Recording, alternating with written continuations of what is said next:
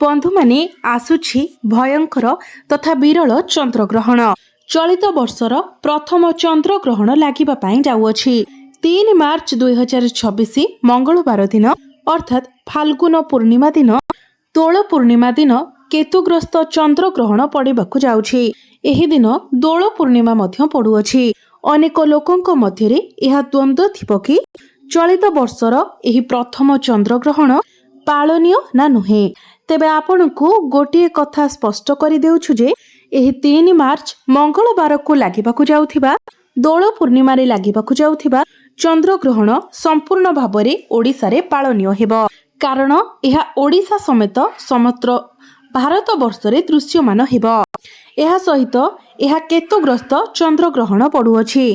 एही चंद्रग्रहण दिन हांडी छाड़ बा पाकत्याग मध्य सुनिश्चित कराजिबो।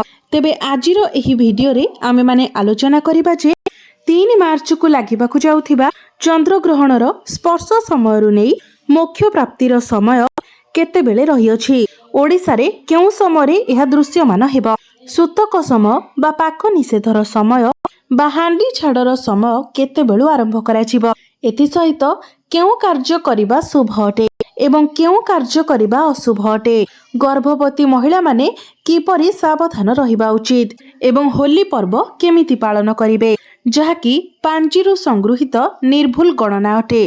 केउ राशिर व्यक्ति विशेष मानक उपरे एही चंद्र ग्रहणर शुभ प्रभाव पड़िबाकु जाउछि एवं केउ राशिर व्यक्ति विशेष मानक उपरे एही चंद्र ग्रहणर खराब प्रभाव पड़िबाकु जाउछि, अशुभ प्रभाव पड़िबाकु जाउछि। एही समस्त विषय रे आजिर एही भिडियो रे आमे माने विस्तार भाबरे आलोचना करिबा। तेबे आपण मानकु गोटिए अनुरोध, आपण निजर ही फायदा पाही भिडियोटी को शेष पर्यंत निश्चय देखंतु। तेबे भिडियोटी रे आगो बढ़िबा पूर्वरु आपण माने भिडियोटी को लाइक करी चैनल टी को सब्सक्राइब करि दियंतु एवं कमेंट बॉक्स रे भक्ति एवं श्रद्धार सहित जय श्री जगन्नाथ जय मां लक्ष्मी निश्चय लिखंतु। तेबे बंधु माने 3 मार्च 2026 फाल्गुन मास शुक्ल पक्ष पूर्णिमा तिथि रे अर्थात मंगलवार रे घटिबाकु जाउछि चलित वर्षर प्रथम चंद्रग्रहण। बंधु माने ग्रहण हेउ किंबा पराग हेउ एहार प्रभाव समग्र जीव जगत उपरे पड़ी थाए, राशि नक्षत्र उपरे पड़ी थाए, संपूर्ण पृथ्वी उपरे एहार प्रभाव पड़ी थाए, समग्र संसार उपरे एही ग्रहणर प्रभाव पड़ी थाए। तेबे चलित वर्षर एही प्रथम चंद्रग्रहण संपूर्ण भारत रे दृश्यमान हेबा सहित संपूर्ण ओडिसा रे मध्य दृश्यमान हेबा एवं एही ग्रहण रे हांडी छाड़ बा पाक निषेध सुनिश्चित कराजिबो। साधारणतः चंद्र ग्रहण लागिबार 9 घंटा बा 3 प्रहर पूर्वरु एवं सूर्य पराग लागिबार 12 घंटा बा 4 प्रहर पूर्वरु पाक निषेध बा हांडी छाड़ करा जाय थाए। एही समय को आमे सूतक समय बोली कहि थाउ, हांडी छाड़र समय कहि थाउ। जेहेतु यह चंद्र ग्रहण लागिबाकु जाउछि तेणु 9 घंटा पूर्वरु हांडी छाड़ बा पाक निषेध कराजिबो। तेबे एही चंद्र ग्रहणर सूतक समय बा पाक निषेध समय बा हांडी छाड़र समय हेउछि 3 मार्च 2026 मंगलवार प्रातः 6:20 रे आरंभ हेबो एवं एहा संध्या 6:47 पर्यंत रहिबो। अर्थात 3 मार्च 2026 मंगलवार दिन सकाळ 6:20 रु आपण पाक निषेध करिवे एवं सेही दिन 6:47 पर्यंत अर्थात संध्या 6:47 पर्यंत आपण पाक निषेध करिवे। एही समय मध्यरे आपण संपूर्ण भाबरे भोजन देवनीति एवं रंधन कार्यरु दूरेई रहिबे। तो आपण माने 3 मार्च मंगलवार दिन प्रातः 6:20 पूर्वरु आपण जहाँ भी किछि खाइबा कथा खाइ नेबे एवं समस्त देवनीति को सारिबा पई चेष्टा करिवे। किंतु प्रातः 6:20 परे आपण कोनोसी भी देवनीति करिवे नाही, अन्न भोजन करिवे नाही किंबा रंधन कार्य मध्य करिवे नाही। जेहेतु आमे सनातन धर्म को अवलंबन करूअछे तो ग्रहणर समस्त नीति नियम को पालिबा आमर कर्तव्य अटे। ग्रहणर सूतक काल सरिबा परे ही आपण कोनोसी भी शुभ कार्य करि पारिबे, भगवानक दर्शन करि पारिबे, संध्या आलती करि पारिबे, देवनीति करि पारिबे। एही सूतक काल शिशु, रोगी एवं वृद्ध मानक पई पालनीय नुहे। तेबे एही ग्रहण लागिबार समय हेउछि बा ग्रहण ग्रास करिबार समय हेउछि 3 मार्च 2026 मंगलवार दिन 3:20 11 सेकेंड आरंभ हेबो एवं संध्या 6:47 18 सेकेंड रे समाप्त हेबो। तो एही विरल चंद्रग्रहण महाकाशरे प्राय 3 घंटा 27 मिनिट 7 सेकेंड पर्यंत रहिबो। एही 3 घंटा 27 मिनिट रो ग्रहण समय रे विशेष करी गर्भवती महिला माने बाहर को बाहरिबा पई मना करा जाई अछि। ग्रहण दर्शन करिबा मना अटे। बंधु माने जदि कोनोसी नारी गर्भवती अछंती एवं ग्रहण समय गोटे नड़िया को से माने कोଳରେ धरी रखंती तो सेमानंकर गर्भस्थ शिशु उपरे चंद्रग्रहणर कोनोसी खराब प्रभाव पड़ी न थाए। गर्भस्थ शिशुटी सुरक्षित रही थाए। ज्योतिष शास्त्र अनुसार एही चंद्रग्रहण प्रभावरु ग्रह एवं नक्षत्र मानकर स्थान रे बहुत बड़ परिवर्तन हेबाकु जाउछि। जेहेतु यह केतुग्रस्त चंद्रग्रहण लागिबा पई जाउछि तो यार सीधा सड़क प्रभाव राशि चक्र रे थिबा 12 गोटी राशि मानक उपरे सीधा सड़क प्रभाव पड़िबाकु जाउछि एवं ग्रह मानकर चलन कारणरू किछि राशिर व्यक्ति विशेष मानक उपरे एही ग्रहणर अशुभ प्रभाव पडुथिबा बेले आउ किछि राशि मानक उपरे एही ग्रहणर शुभ प्रभाव मध्य पड़िबाकु जाउछि। तेबे राशि चक्र रे थिबा 12 गोटी राशि मानक मध्यरू केवल 8 गोटी राशि एभली अछंती जो मानक उपरे एही चंद्रग्रहणर शुभ प्रभाव पड़िबा पई जाउअछि। एमानंको पई चंद्रग्रहण देखिबा अत्यंत शुभ रहिबो। सेही राशि गुड़िक हेउछंती मेष राशि, मिथुन राशि, कर्कट राशि, सिंह राशि, तुला राशि, बिछा राशि, धनु राशि, मकर राशि एवं मीन राशि। एही 9 गोटी राशि मानक पई चलित वर्षर एही प्रथम चंद्रग्रहण अत्यंत शुभ साब्यस्त हेबो। एही 9 गोटी राशिर व्यक्ति विशेष माने ग्रहण देखिबा द्वारा दर्शन करिबा द्वारा अत्यंत शुभ फलर प्राप्ति करिवे।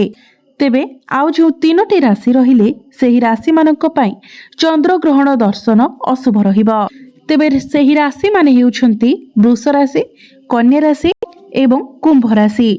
एही 3 गोटी राशिर व्यक्ति विशेष मानक पई ग्रहण दर्शन अशुभ रहिबो। एही 3 गोटी राशिर व्यक्ति विशेष माने चंद्रग्रहण समय रे भगवान शिव शंकरंकर आराधना करंतु। जेते पारिबे ओम नमः शिवाय मंत्र उच्चारण करंतु किंबा प्रभु शिव शंकरंकर कोनोसी स्तोत्र आपण पाठ करंतु। महामृत्युंजयर पाठ करंतु। आपणको उपरु खराब प्रभाव कटि जिवो एवं आपणको शुभ फल प्राप्ति हेबो। बंधु माने गर्भवती महिला मानक पई एही चंद्रग्रहणर समय अत्यंत अशुभ होइथिबारु अत्यंत संवेदनशील होइथिबारु सेमानंकु सावधान रहिबा सहित चंद्रग्रहण देखिबार ठारु मध्य दूरै रहिबा उचित। ग्रहण लागिबा समय गर्भवती महिला माने कोनोसी जिनिस कटाकटी करिबा उचित नुहे किंबा सिलाई करिबा मध्य उचित नुहे नचेत एहार बहुत खराब प्रभाव गर्भरे पड़ुथिबा शिशु उपरे पड़ी पारे। एहा व्यतीत ग्रहण लागुथिबा समय गर्भवती महिला माने केबे भी कला रंगर वस्त्र परिधान करिबा उचित नुहे। चंद्रग्रहण समय झरका कबाट बंद करी रखंतु। चंद्रग्रहण समय जदि चंद्रंकर छाया कोनोसी गर्भवती महिलांक उपरे पड़ी थाए तो गर्भस्थ शिशु को शारीरिक दोष लागि थाए जहा भविष्यत रे बहुत बड़ समस्या मध्य सृष्टि करि थाए। तेणु गर्भवती महिला माने एही समय बाहर को बाहरंतु नाही। ज्योतिष शास्त्र मतरे एही समय सीमा मध्यरे केतेक कार्य करिबाकु मध्य बारण करा जायछि। प्रथम कार्य हेउछि एही समय आपण खाद्य रांधंतु नाही।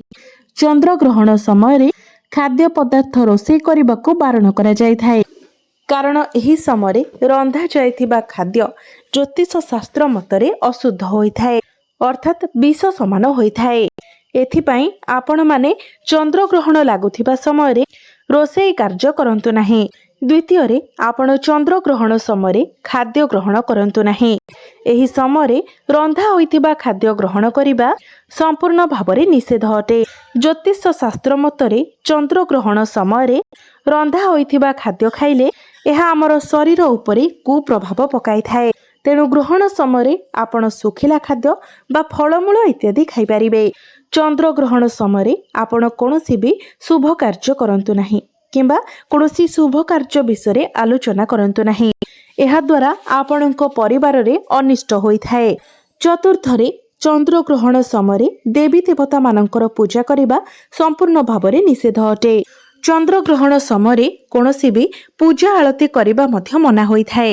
एपरि करने द्वारा गृह रे दारिद्र्यता लगी रही थाए। तेणु चंद्रग्रहण समय आपण ठाकुर पूजा केबे भी करंतु नाही। एही समय आपण ठाकुर घर को संपूर्ण भाव में बंद करी रखंतु।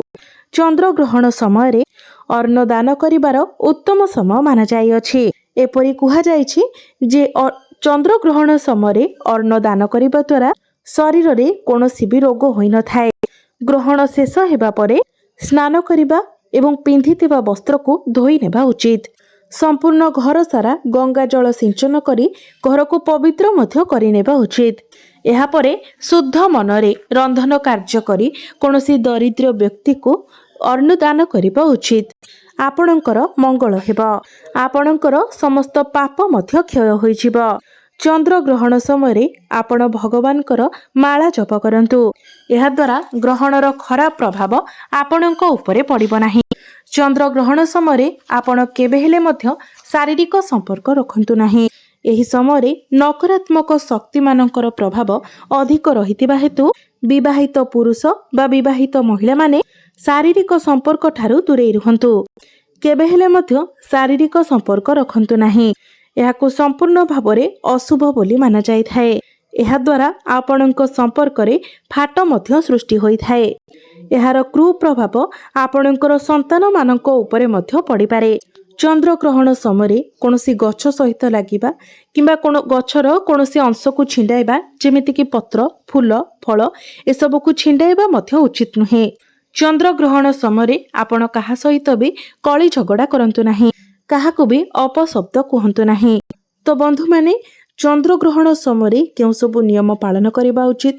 चंद्रग्रहण केउ राशि मानक पई शुभ रहिबो एवं केउ सबु राशि पई अशुभ रहिबो से विषय रे आजिरो एही भिडियो रे आमे माने विस्तार भाबरे जानिले।